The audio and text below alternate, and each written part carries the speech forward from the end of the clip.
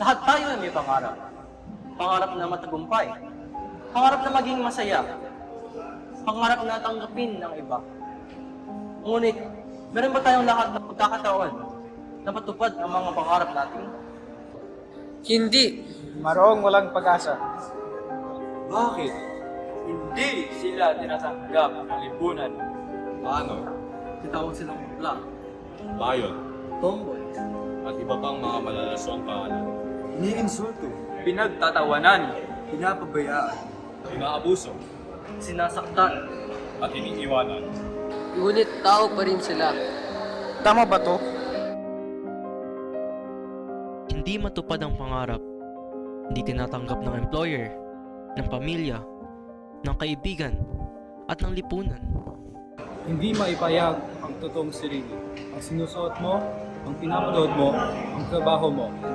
Lahat ito ay batay sa kasarian mo. Dahil sa mga dahilang ito, may umaayaw sa kanilang katutunan. Naniniwalang mali ito.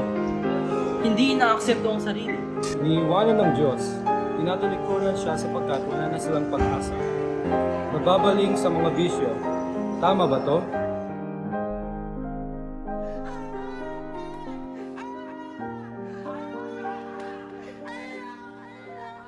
Labag to sa utos ng Diyos. Yan! Ganito ako ginawa ng Diyos, hindi mo ba nakikita? Hindi.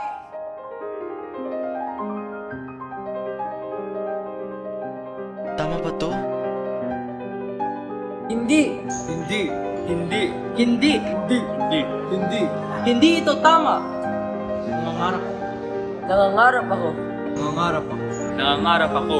Nangarap ako. Nangangarap ako. Nangarap ako. Nangangarap ako mabuhay sa mundo kung saan lahat ay binibigyan ng hustisya. Nangangarap akong mabuhay sa mundo kung saan pwedeng i-express ang totoong sarili. Nangangarap akong mabuhay sa mundong magkapantay-pantay. Nangangarap akong mabuhay sa mundo kung saan ang lahat ay pinapakinggan.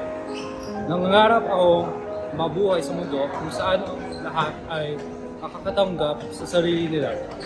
Nangangarap akong mabuhay sa mundo kung saan lahat ay masaya. Nangangarap ako. Babae man o lalaki, anuman ang kasarayaan, nangangarap ako